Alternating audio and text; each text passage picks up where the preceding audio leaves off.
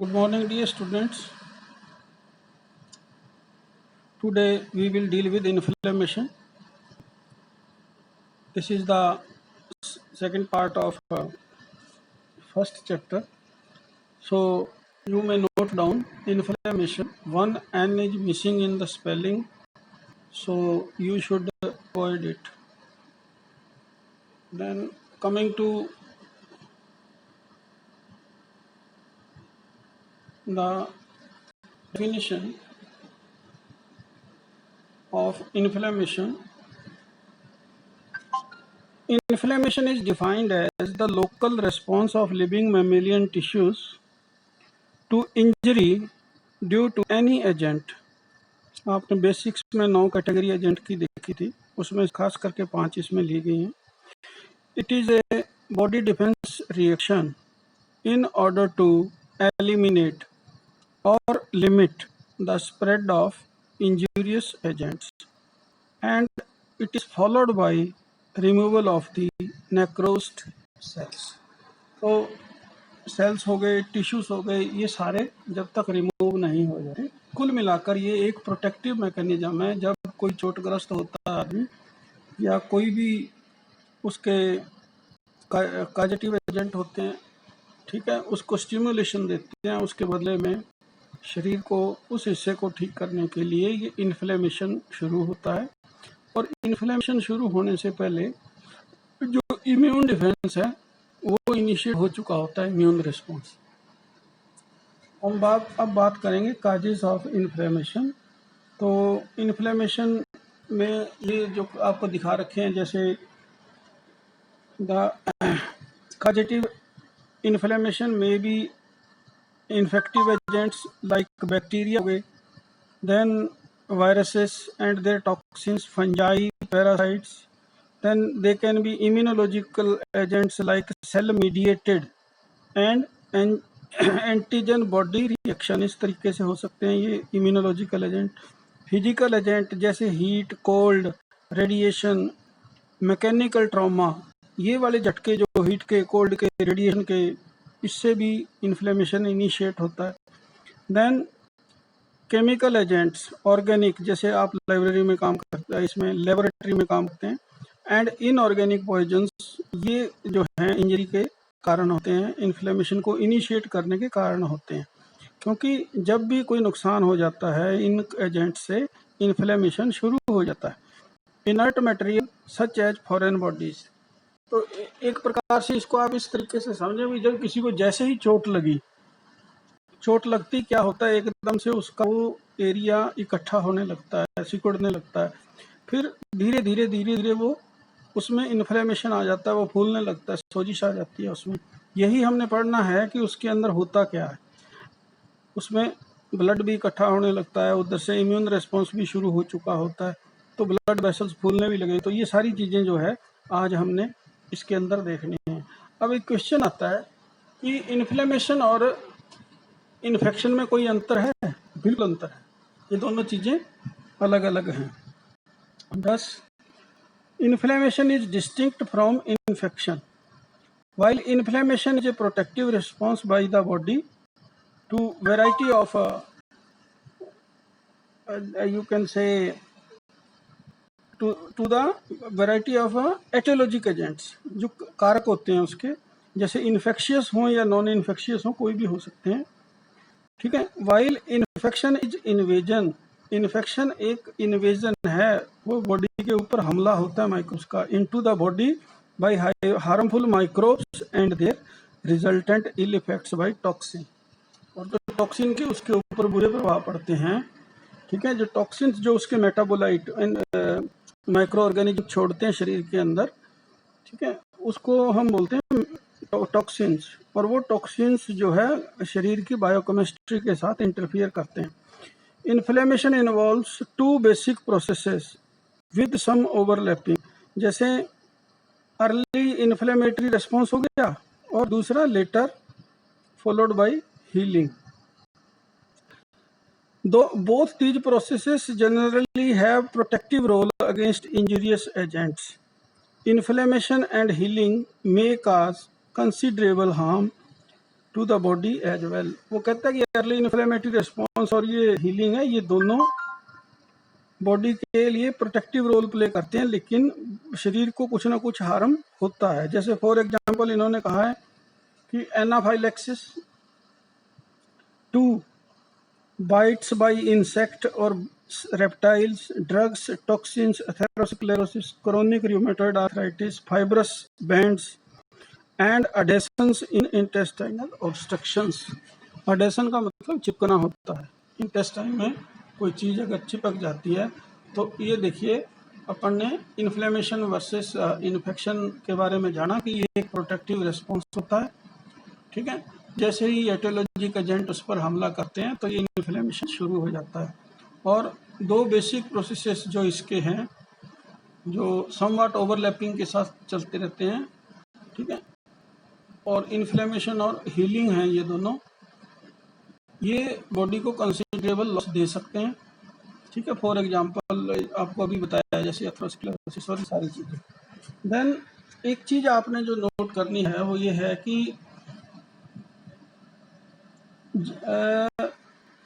We know from our basic knowledge, immunity या immune reaction जो होता है या इन्फ्लेमेटरी रिस्पॉन्स है by host the are both protective mechanism. अगर कोई इम्यून रिस्पॉन्स शुरू होता है या इन्फ्लेमेटरी रिस्पॉन्स शुरू होता है, ये दोनों प्रोटेक्टिव मैकेनिज्म हैं। लेकिन जो मेन बात आपने ध्यान रखनी है कि इम्यून सिस्टम पहले एक्टिवेट होता है, इन्फ्लेमेटरी रिस्पॉन्स बाद। तो immune response is very much essential before inflammatory response period. जब तक इन्फ्लेमेटरी रिस्पॉन्स आए उससे पहले इम्यून रिस्पॉन्स का शुरू होना बहुत जरूरी होता है। कमिंग टू द नेक्स्ट की पहचान किससे होंगी इसकी, तो इसके ना 5 साइन हैं। ये 5 चीज़ों का अगर आप ध्यान रखेंगे तो you will come to know कि व्हाट इज इन्फ्लेमेशन। तो जब इन्फ्लेमेशन होता है तो उसके 4 साइन जो सेल्सस ने दिए थे फर्स्ट सेंचुरी एडी के अंदर, वो थे रूबर, ट्यूमर, कैलर, डॉलर। इसका मतलब redness, swelling, heat and pain respectively, जैसा कि आपको इस स्लाइड के माध्यम से दिख रहा है। फिर फिफ्थ साइन जो है फंक्शियोलाइसा, मतलब लॉस ऑफ फंक्शन, ये वर्चो साहब ने इसके अंदर ऐड किया। और पहले वाले 4 जो हैं सेल्सस जी ने लिखे थे कि ये होते हैं। ये देखिए, अब उन्होंने एक चित्र बनाया हुआ है जैसे, ठीक है। अभी जो ये जो कैलर है इसका अर्थ होता है हीट, तो उसको देखिए वो कैसे शो कर रहे हैं हीट को। दूसरा पर्सन को देखिए आप, दूसरे पर्सन को रूबर, रेडनेस, वो पिंक पिंक सा उसका चेहरा लग रहा है, ठीक है, वो इन्फ्लेमेशन शो कर रहा है।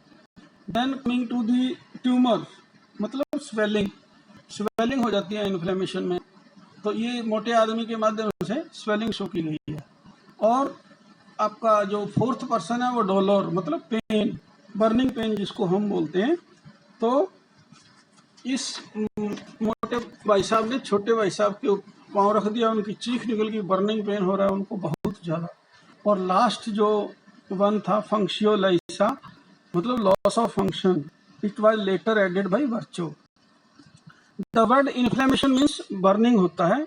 This nomenclature had its origin in old times, ये पुराने समय में की जो है भाषा है कि इन्फ्लेमेशन का मतलब बर्निंग ही है।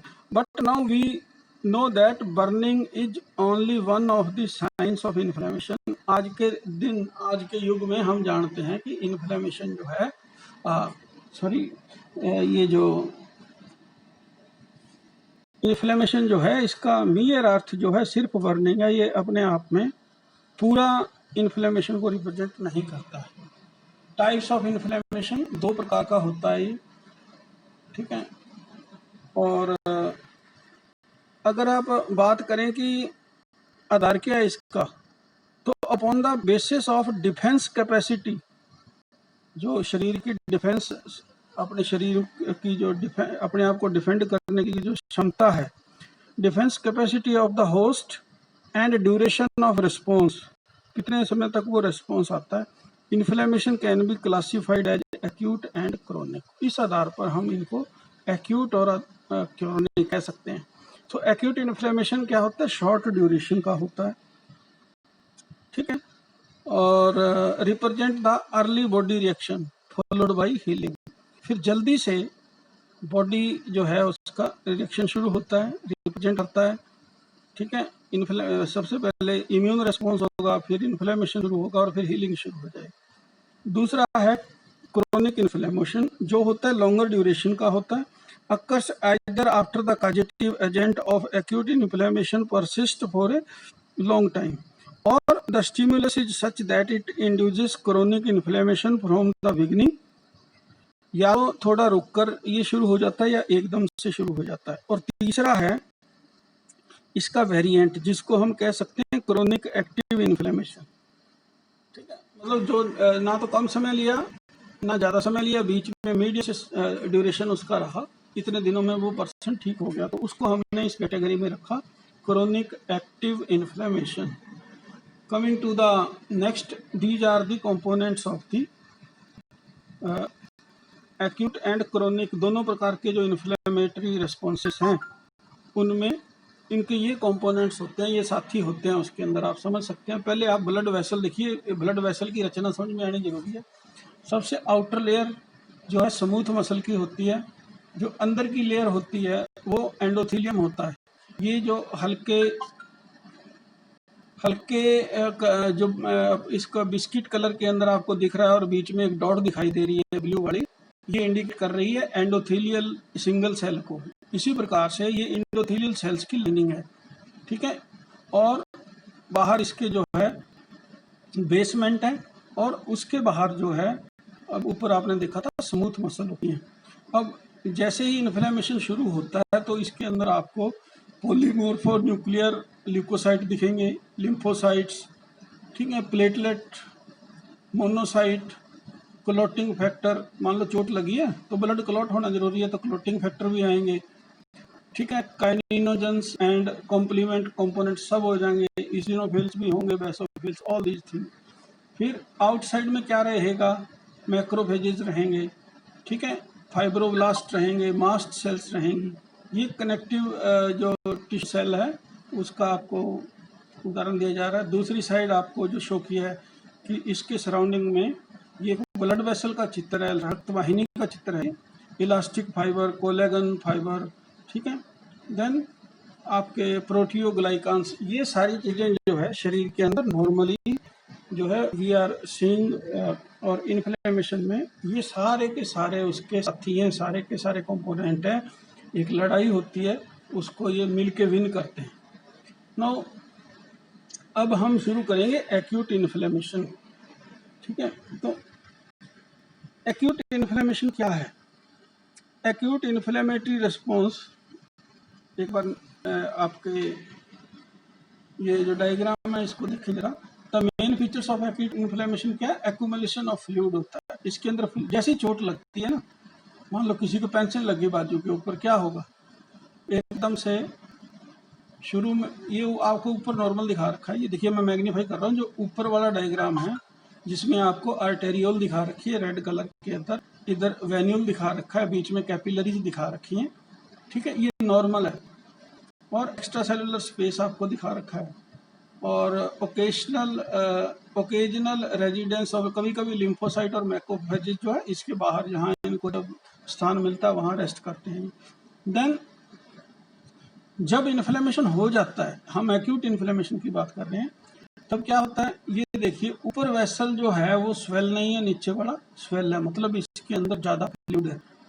कैपिलरी देखिए ऊपर वाले डायग्राम के अंदर जो है बहुत पतली रक्तवाहिनियाँ दिखाई हैं, और यहाँ पर जितनी भी ये कैपिलरी हैं वो सारी की सारी स्वेल अप हो चुकी हैं। तो अब देखिए इंक्रीज्ड ब्लड फ्लो एक इसका जो है मेन कारण रहेगा। फिर अब अगर हम स्टेप बाय स्टेप चले, नंबर 2, पहला तो इंक्रीज्ड ब्लड फ्लो हो गया, दूसरा क्या दिया?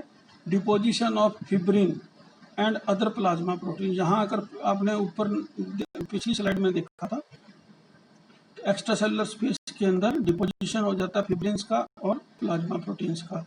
ये न्यूट्रोफिल्स हैं, ठीक है, इनका इमिग्रेशन हो जाता है, इमिग्रेशन टर्म है, आगे आता है, आपको एक्सप्लेन करते हैं। देन इस तरीके से बेसिक डिफरेंस आपने क्या देखा, वेन्यूल भी डायलेटेड है और आर्टेरियोल भी डायलेटेड है। कब? जब इन्फ्लेमेशन रिस्पॉन्स शुरू हो चुका है उसके बाद। Main features of acute inflammation क्या रहे? एक्यूमुलेशन ऑफ फ्लूइड हो गया and plasma at the affected site. Intravascular में एक्टिवेशन ऑफ प्लेटलेट शुरू हो गया, प्लेटलेट वहाँ एक्यूमुलेट होनी शुरू हो गई, एक्टिव हो चुकी हैं। देन पॉलीमॉर्फोन्यूक्लियर जो न्यूट्रोफिल्स हैं, ठीक है, वो जैसे ही इन्फ्लेम वर्क करना शुरू कर देती हैं as inflammatory cells. Coming to the next slide, acute inflammation. ये देखिए, अगर किसी के हाथ के ऊपर चोट लग जाए, जो दिखाई दे रहा है आपको, ठीक है, उसको आपने कैसे एक्सप्लेन करना है? दो इवेंट में डिवाइड करेंगे आप। एक तो वास्कुलर इवेंट, अभी आपने वास्कुलर बंडर तो देखा था, उसके अंदर क्या क्या चल रहा था। फिर है सेलुलर इवेंट कि ब्लड वेसल में क्या चल रहा है जहां इन्फ्लेमेशन हुआ है, और सेल्स के अंदर क्या चल रहा है। तो जो एक्यूट इन्फ्लेमेशन है, इसको हम दो कैटेगरी में डिवाइड कर लेते हैं। आज का लेक्चर में सिर्फ हम वास्कुलर इवेंट को लेंगे। तो जो आपका वास्कुलर इवेंट्स में अल्ट्रेशन इन द मैक्रोवास्कुलेचर हो जाता है, ठीक है। माइक्रोवास्कुलेचर में क्या कहेंगे? आर्टेरियोल्स आ गए, कैपिलरीज आ गई, वेन्यूल्स आ गए, ये सारे आ गए, ठीक है। Is the earliest response to tissue, these alterations include, इसके अंदर जो अल्ट्रेशन आने हैं वो आपके यहां से शुरू करते हैं। Vascular events, alteration in microvasculature. तो जो वास्कुलर इवेंट है वो शुरू कर रहे हैं। ये जो दो इवेंट हैं आपका, अल्ट्रेशन इन वास्कुलेचर कैसे होता है, इसको आप फर्दर हमने दो फेजेस में डिवाइड किया। पहला हो गया हीमोडायनेमिक चेंजेस, ठीक है, ब्लड से रिलेटेड जो आपके डायनेमिक्स हैं ब्लड के, उससे बदलाव आना।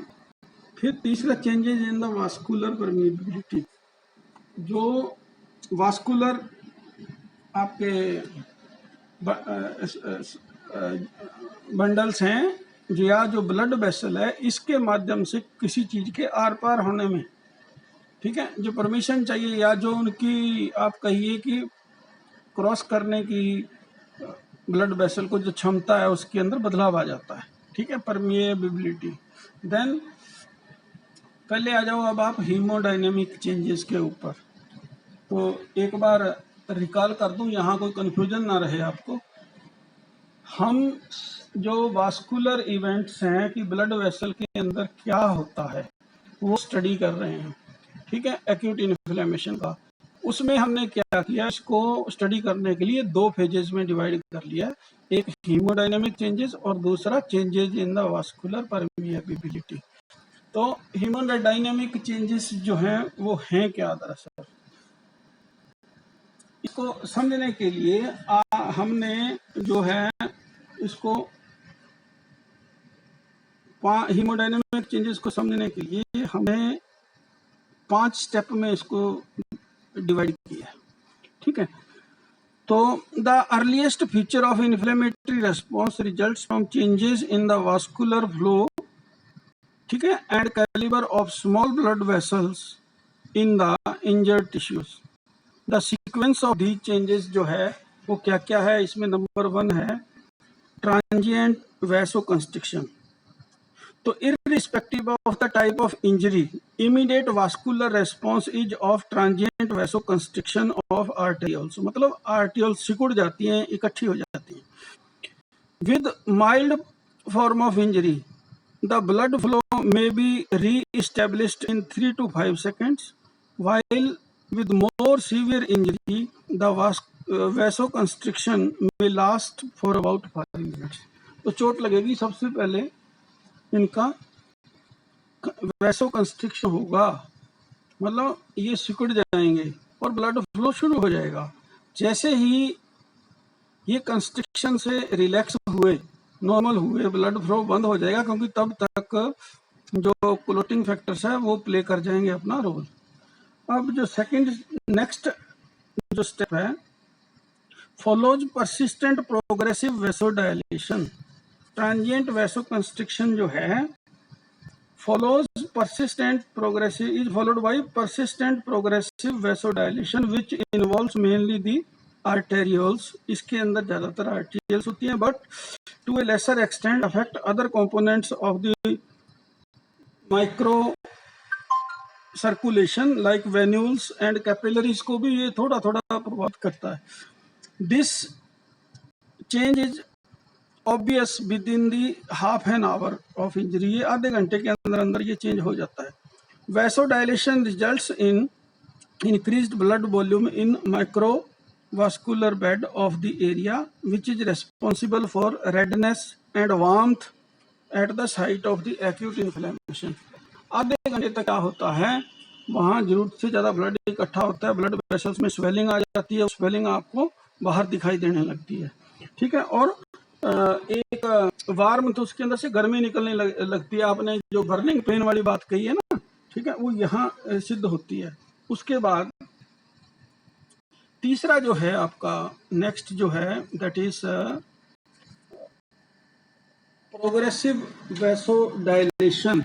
जो वैसोडाइलेशन हुआ था, ब्लड वेसल डायलेट हो गए थे, उसके बाद भी अब ये फर्दर इनके अंदर वैसोडाइलेशन चलता रहता है, उसको कह देते हैं प्रोग्रेसिव वैसोडाइलेशन, ठीक है। तो progressive vasodilation in turn may elevate the local hydrostatic pressure. जो पानी की वजह से वहाँ कोई ना कोई प्रेशर है, जिसको ऑटोमेटिक प्रेशर होता है। सब फ्लूइड के अंदर जो चीजें हैं उनका कंट्रीब्यूशन होता है। जो वाटर की वजह से कंट्रीब्यूशन है इसमें, उसको हम बोल देते हैं hydrostatic pressure resulting in transudation, TRANSDUATION, transudation. मतलब जब ट्रांसुडेशन को आप इस तरीके से समझिए, ट्रांसुडेशन का अर्थ है जब ब्लड वेसल को छोड़कर कोई चीज बाहर जाएगी तो उसको ट्रांसुडेशन कहेंगे, जो फ्लूइड जाएगा, of fluid into the extracellular space.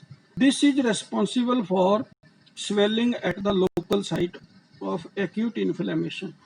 ये देखिए, जो आप चौथे स्टेप के बाद डायग्राम देख रहे हैं ना, नीचे येलो कलर से ब्लड शो कर रखा है, ठीक है। तो ये क्या कहना चाहता है कि ब्लड वेसल के बाहर नेचुरली सेल्स और टिश्यू ही हुई, तो वहां ये फ्लूइड चला जाएगा, ठीक है। और इट विल फर्दर, जो प्रोग्रेसिवली जो वैसोडाइलेशन होगा उसके बाद ये होगा। तो जो लोकल हाइड्रोस्टैटिक प्रेशर है उसकी वजह से ये ट्रांसुडेशन होता है। फिर तीसरा स्टेप है स्लोइंग और स्टेसिस, STASIS, स्टेसिस।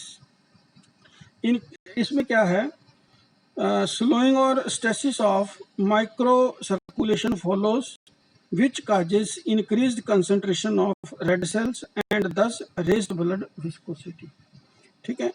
जब माइक्रो एनकैप्सुलेशन जो था, ठीक है, इंक्रीज कंसंट्रेशन की वजह से और आपके रेज्ड ब्लड विस्कोसिटी, वो थोड़ा खून गाढ़ा हो जाता है वहां पर, क्योंकि उसकी तरफ बहुत सारे सेल्स जो आपने कंपोनेंट पीछे देखे हैं, सारे के सारे उसकी सहायता के लिए तत्पर होते हैं उस समय। इसके बाद जो फिफ्थ हाइड्रोडायनेमिक चेंजेस के अंदर जो लास्ट आना चाहिए that is the leukocyte migration. जो WBC हैं वो माइग्रेट करना शुरू कर देती हैं, ठीक है। तो इसमें क्या है, स्टेसिस और slowing followed by leukocytic migration. Leukocyte की माइग्रेशन का, सॉरी नॉट माइग्रेशन, मार्जिनेशन है ये।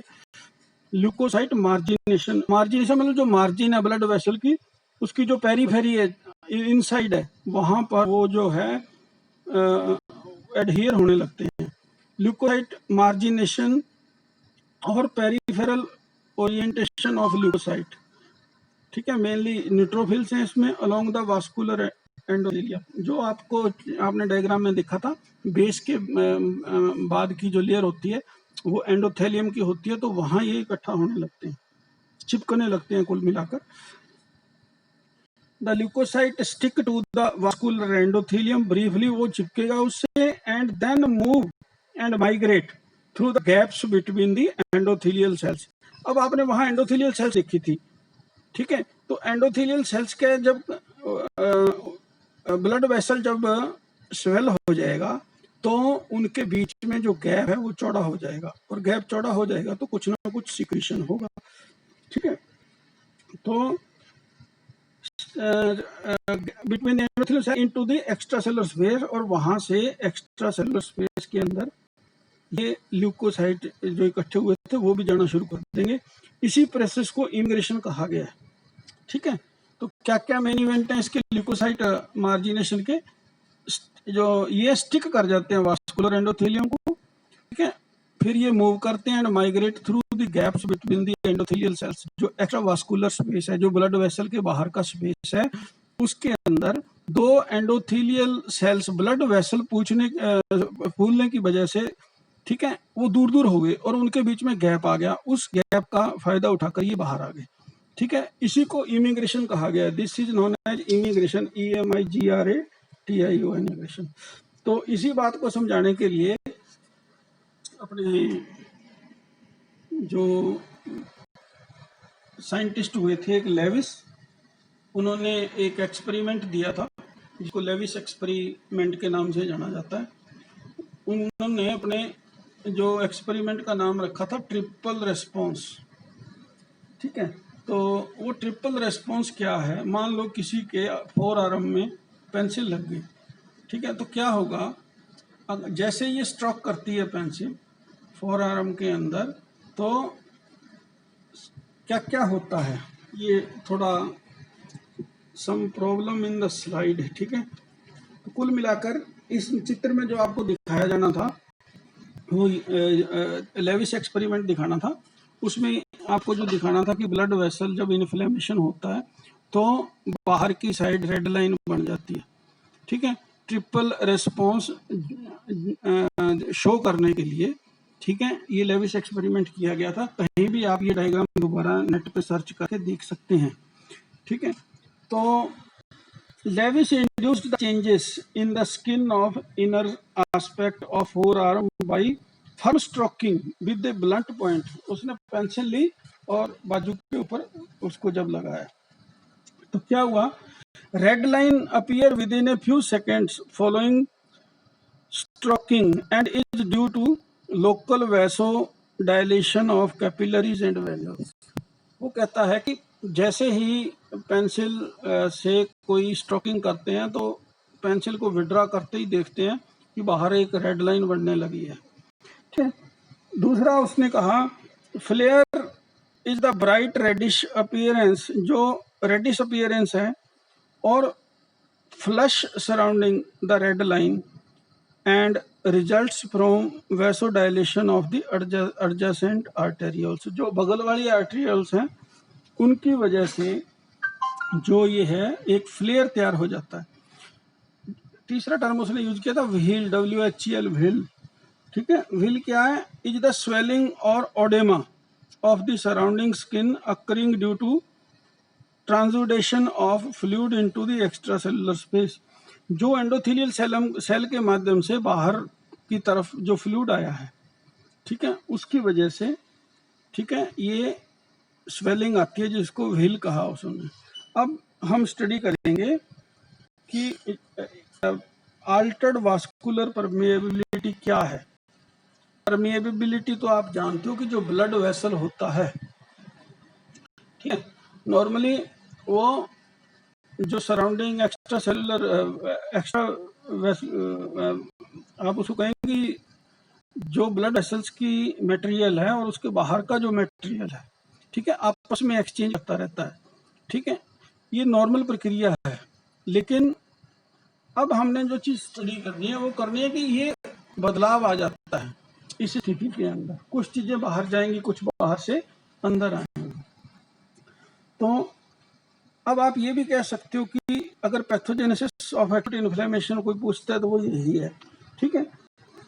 इन and around the inflamed tissue there is accumulation of oedema fluid in the interstitial compartment which comes from blood plasma by the escape through the endothelial wall of peripheral vascular bed. तो वो अभी आपको मुझे बताया था किस प्रकार से वो स्पेस बनता है और वो बाहर आ जाते हैं।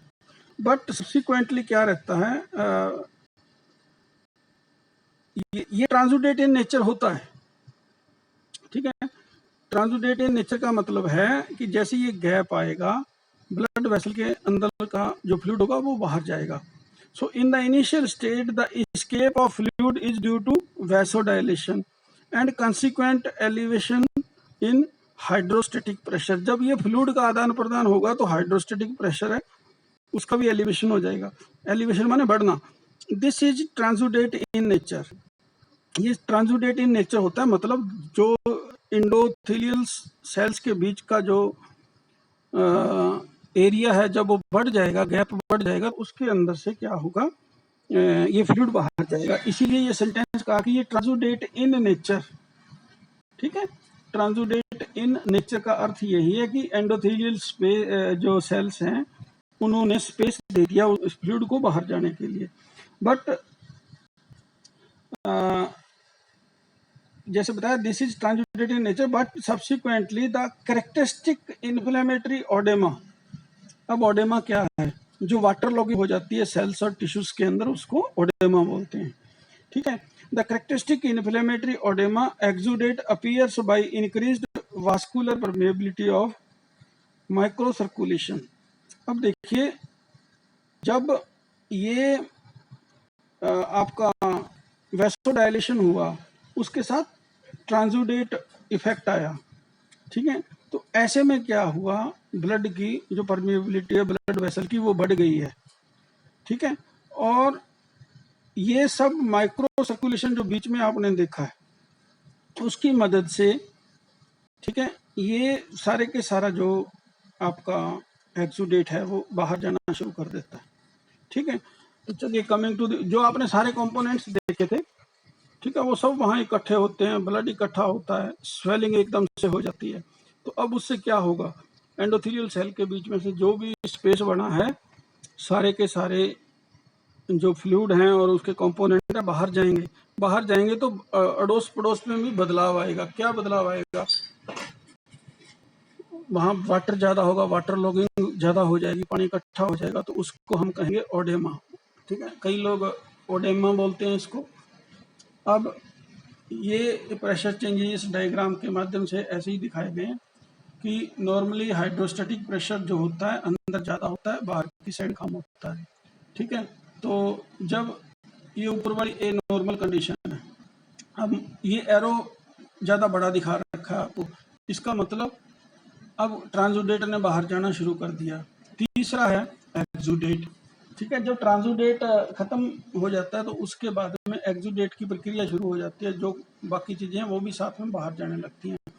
तो एरो अपने आप में सब कुछ एक्सप्लेन करता है। ट्रांसुडेट के अंदर नॉर्मली ये आपको दिखा रखी हैं, एंडोथेलियल सेल्स आपको दिखा रखी हैं, इनके बीच का स्पेस आपको शो किया गया है, ठीक है। तो इसके अंदर से ये जाना शुरू कर रहे हैं। अब देखो कोलॉइड जो ऑस्मोटिक प्रेशर है वो अंदर की तरफ है, मतलब बाहर ज़्यादा है, ब्लड वेसल के अंदर कम है, और प्लाज्मा प्रोटीन्स नॉर्मली फ्लो कर रहे हैं। अब जब ये डिक्रीज हो जाएगा, यहाँ देखो दो एरो दिखाए हैं, लेफ्ट हैंड साइड में तो बता रहा है कि हाइड्रोस्टैटिक प्रेशर आउटफ्लो ज़्यादा हो गया, ठीक है। ये कंडीशन नॉर्मल थी, सेकंड वाली ट्रांसुडेट, ठीक है, ये अंदर का फ्लूइड बाहर जा रहा है, ठीक है। साथ में जो कोलोइडल ऑस्मोटिक प्रेशर है वो बाहर ज़्यादा होता है नॉर्मली, अंदर कम होता है। अब स्थिति बदल गई है, ये डिक्रीज हो गया। Decrease in colloid osmotic pressure जो होता है, ठीक है, वो प्रोटीन सिंथेसिस को भी रोक देता है। लीवर डिजीज हो या इंक्रीज प्रोटीन लॉस हो, किडनी डिजीज, उनके अंदर ये सारी चीज़ें ऐसे होती हैं। अब आप थर्ड कैटेगरी जो एक्सुडेट वाली है उसके अंदर आइए। जब ये हो जाता है तो फॉलोड बाय दिस, ये एरो आपको दिख रहे हैं, 3 एरो, ऊपर की तरफ 3, नीचे की तरफ, मतलब ब्लड वेसल के चारों तरफ ऐसे हैं, और ये जाना शुरू कर देते हैं। जहाँ जहाँ एंडोथेलियल स्वेलिंग होगी तो एंडोथेलियल सेल्स जो हैं उनके अंदर गैप आ जाएगा, और गैप के अंदर से ट्रांसुडेट होगा फ्लूइड, और उसके बाद में एक्सुडेशन शुरू हो जाएगा।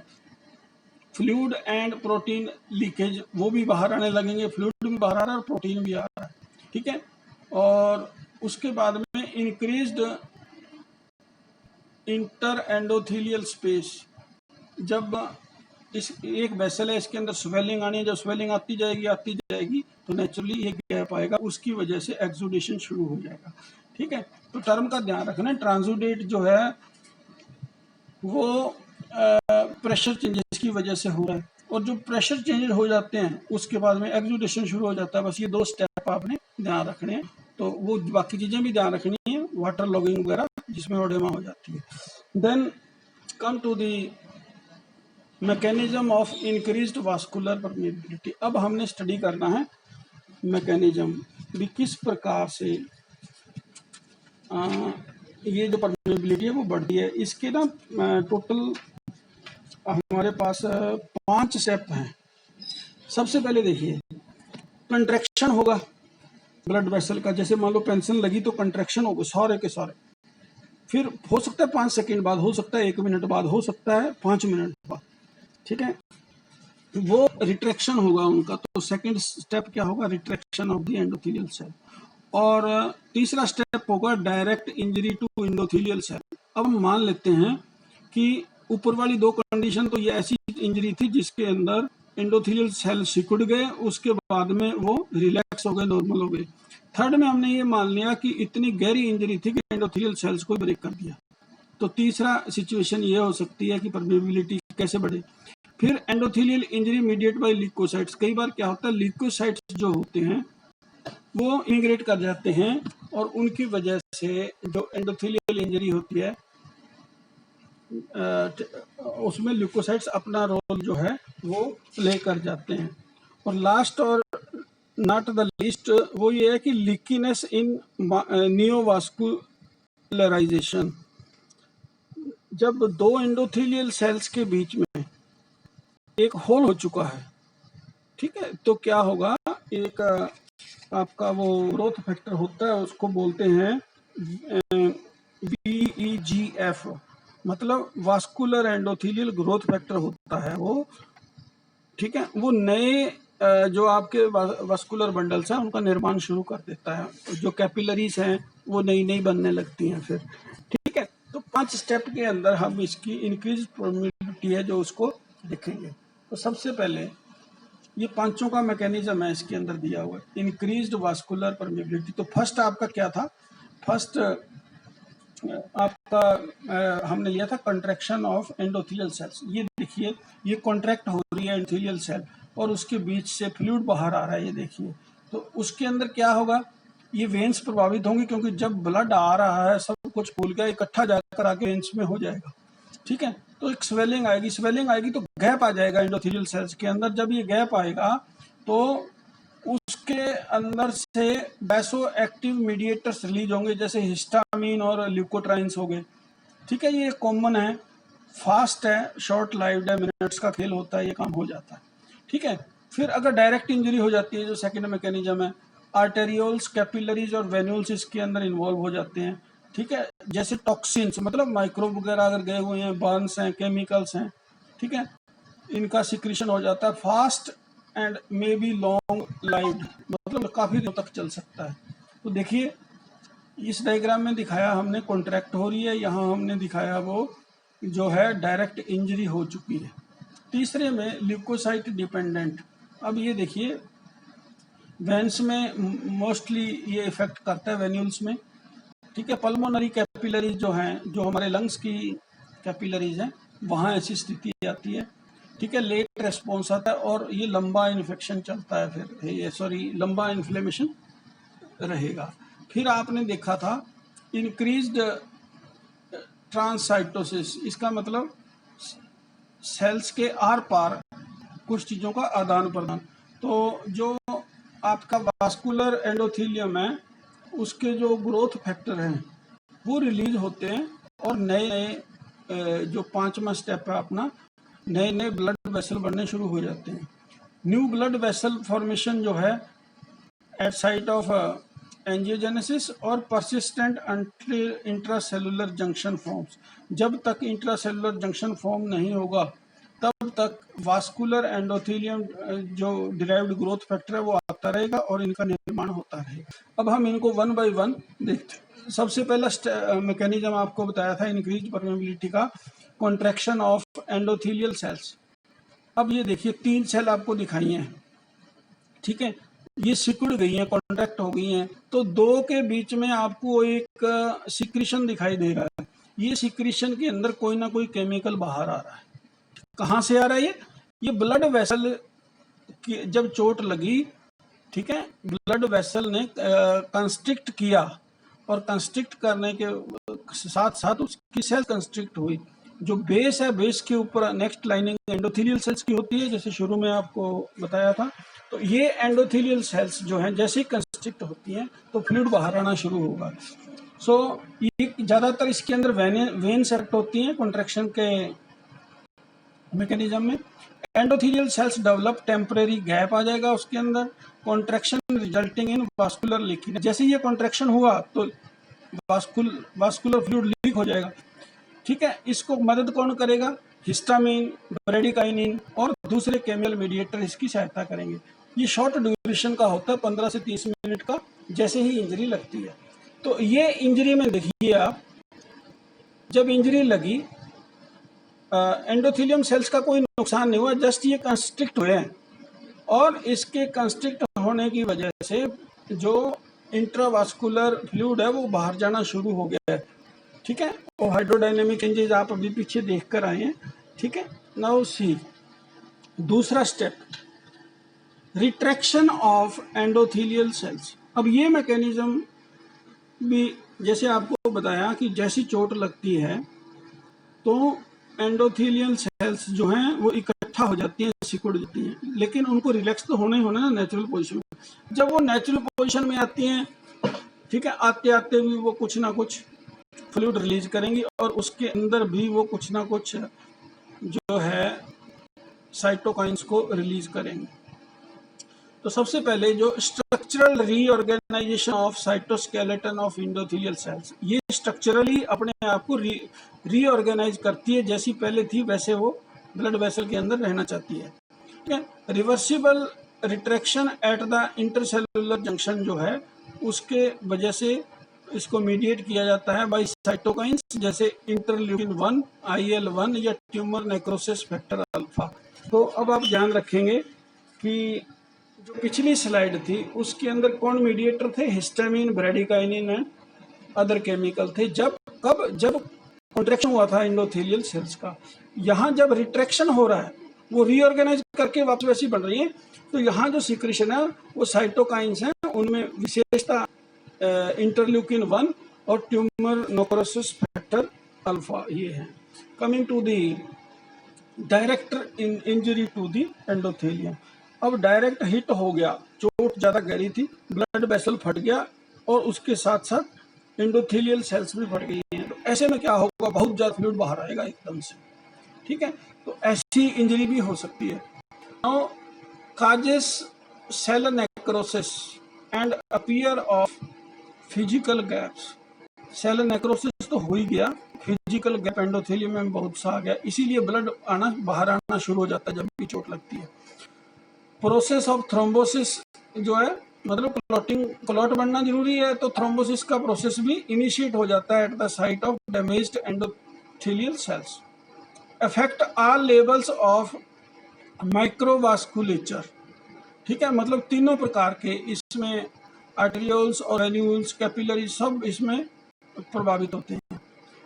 Either appear immediately after injury and last for several hours और डेज, ठीक है। जैसे कोई बैक्टीरियल इन्फेक्शन हुआ, बैक्टीरिया ब्लड वेसल के अंदर चला जाता है और वो कोलोनाइज हो जाता है, ठीक है। तो ये एग्जाम्पल है इन्फेक्शन की वजह से इन्फ्लेमेशन होने का। अब किसी को चोट लग जाए बाहर से किसी एजेंट से, ठीक है, कोई रेडिएशन की वजह से, वो डायरेक्ट हिट कर देगा। तो दोनों प्रकार का नुकसान आपने इस माध्यम से देख लिया। तो ऑन डिले ऑफ 2 to आपके 12 hours and last for hours और डेज, ये कुछ घंटों का हो सकता है इन्फ्लेमेशन, और कई दिनों तक। जैसे हाथ की सोजिश उतर जाएगी या जिस एरिया पर है तो हम कह देंगे कि ये इसकी उम्र खत्म हो गई, इन्फ्लेमेशन, अब हीलिंग शुरू हो गई है। मॉडरेट थर्मल इंजरी हो गई, रेडिएशन हो गया, ठीक है। तो ये इसके एग्जाम्पल हैं। अब हम आते हैं ल्यूकोसाइट्स के, आपने जो देखा था चौथा टाइप का जो इन्फ्लेमेशन मैकेनिज्म, इसमें क्या है, adherence of leukocytes to the endothelium at the site of inflammation. मतलब ल्यूकोसाइट आकर चिपक जाते हैं साइट ऑफ इन्फ्लेमेशन के ऊपर। एक्टिवेशन ऑफ ल्यूकोसाइट्स, फिर ल्यूकोसाइट एक्टिवेट हो जाएंगे, ये क्या करेंगे, release proteolytic enzymes and toxic oxygen.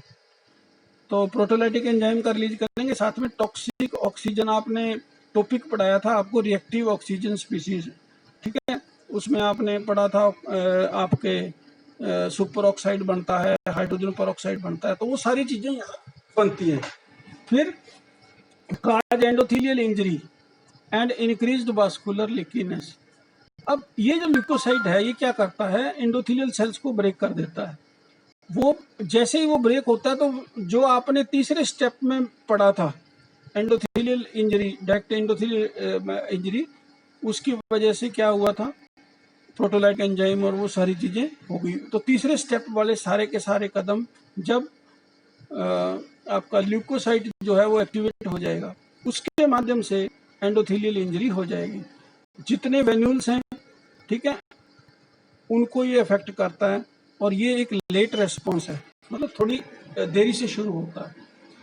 अब लास्ट वन है लीकीनेस एंड नियोवास्कुलराइजेशन भी। अगर इस प्रकार का मैकेनिज्म कैसे प्ले करेगा, न्यूली फॉर्म्ड, अब इसको ध्यान से सुने आप। अब एक VGF बताया था कि वास्कुलर एंडोथेलियल ग्रोथ फैक्टर होता है, इसने क्या करना है, नई कैपिलरीज का निर्माण करना होता है, नियोवास्कुलराइजेशन जिसको आप बोल रहे हैं। नई रक्त वाहिनियों को बढ़ाना है, क्योंकि वो एरिया तो खराब हो गया, ठीक है, इंजरी हो गई है। तो अब ये जो ग्रोथ फैक्टर है ये नए ब्लड वेसल बनाएगा। जब नए ब्लड वेसल बनेंगे धीरे धीरे धीरे, तब तक लीकेज चलती रहेगी, तो लीकीनेस बढ़ जाती है इसके अंदर। इसीलिए लीकीनेस एंड नियोवास्कुलर, अगर लीकीनेस नहीं होगी तो नया ब्लड वेसल नहीं बनेगा। क्यों? क्योंकि जो VEGF फैक्टर है आपका, वो इसी लीकीनेस की वजह से ही तो बाहर आएगा और फिर ये रक्त वाहिनियां तैयार होंगी। So newly formed capillary under the influence of vascular endothelial growth factor VEGF, ठीक है, starts then process of repair and in tumors are excessively leaky। जब ये रिपेयर होता है, ठीक है, तब बहुत ज़्यादा लीकेज होती है। ट्यूमर सेल्स हैं वो मल्टीप्लाई होती रहती हैं लार्ज नंबर के अंदर, नई सेल बनेगी तो नए ब्लड वेसल बनेंगे, ठीक है, उनकी कंटिन्यूटी बनाए रखने के लिए। तो कैंसर सेल्स के अंदर भी ये ज़्यादातर होता रहता है। अब हम आते हैं पांचों का कंपैरेटिव स्टडी। हमने 5 मैकेनिज्म पढ़े, एंडोथेलियल सेल कॉन्ट्रैक्शन, दूसरा एंडोथेलियल सेल रिट्रैक्शन, तीसरा डायरेक्ट एंडोथेलियल सेल इंजरी, चौथा पढ़ा ल्यूकोसाइट इंजरी, ठीक है, टू एंडोथेलियल सेल्स, और चौथा नियोवास्कुलराइजेशन। अब इसमें ये है कि कौन कौन सा माइक्रोवास्कुलेचर इफेक्ट होता है। फर्स्ट में अकेले वेन्यूल, दूसरे में वेन्यूल, तीसरे में सारे प्रकार के आर्टेरियोल्स और वेन्यूल्स और कैपिलरीज, ठीक है। जो ल्यूकोसाइट मीडिएट है उसमें कैपिलरीज और वेन्यूल्स प्रभावित होंगे। क्यों? आप सीधा दिमाग लगाओ कि जब ल्यूकोसाइट्स आ रहे हैं, एडहियर कर रहे हैं, शुरू में फ्लो तेज नहीं हो पाते वेन्यूल्स के अंदर जाकर, और कैपिलरीज में फ्लो स्लो हो जाता है और ये चिपक जाते हैं वहाँ, ठीक है। और नियोवास्कुलराइजेशन सारे लेवल का होता है, ये मतलब ये आर्टेरियोल्स भी बनाता है, वेन्यूल्स भी बनाता है, कैपिलरीज भी बनाता है। तो फर्स्ट मैकेनिज्म में क्या रिलीज हुआ था आपका, हिस्टामिन, ब्रेडिकनिन। दूसरे में क्या हुआ था, इंटरल्यूकिन एंड ट्यूबरकुलोसिस फैक्टर। फिर सेल नेक्रोसिस एंड डिटैचमेंट जो है इसका पैथोजेनेसिस में ये आएगा। फिर leukocyte activation, angiogenesis and VEGF वो ग्रोथ फैक्टर है। एग्जाम्पल अगर हमें देना पड़े, माइल्ड थर्मल इंजरी जो है एग्जाम्पल है फर्स्ट टाइप का एंडोथेलियल सेल कॉन्ट्रैक्शन का। ये दूसरे प्रकार की इंजरी इन विट्रो संभव है, मतलब लैब के अंदर दिखाना। फिर moderate to severe burns, severe bacterial infection, radiation injury, ये डायरेक्ट जो है आपका एंडोथेलियल सेल्स को इंजरी करता है।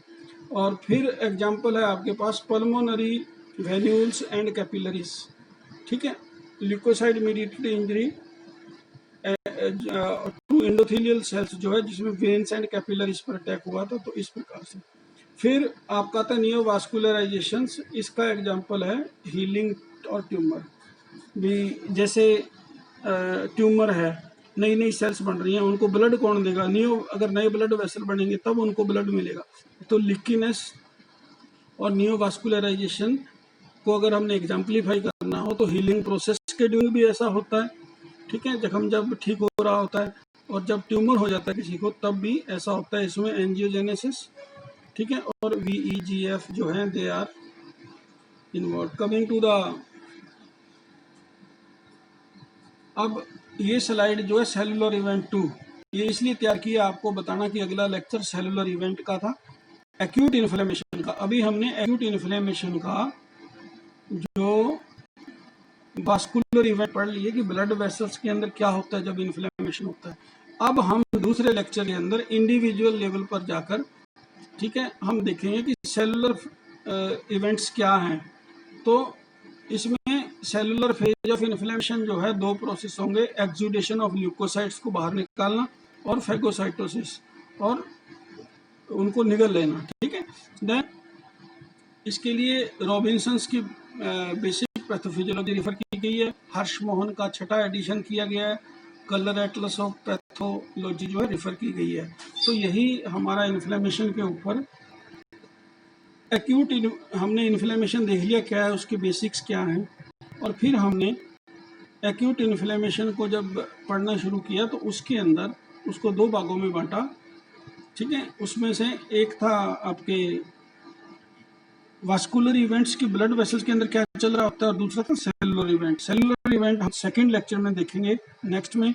और ये जो आपका लेक्चर है इसमें हमने जो आपके वास्कुलर इवेंट खत्म कर दिए, ठीक है। Thank you very much.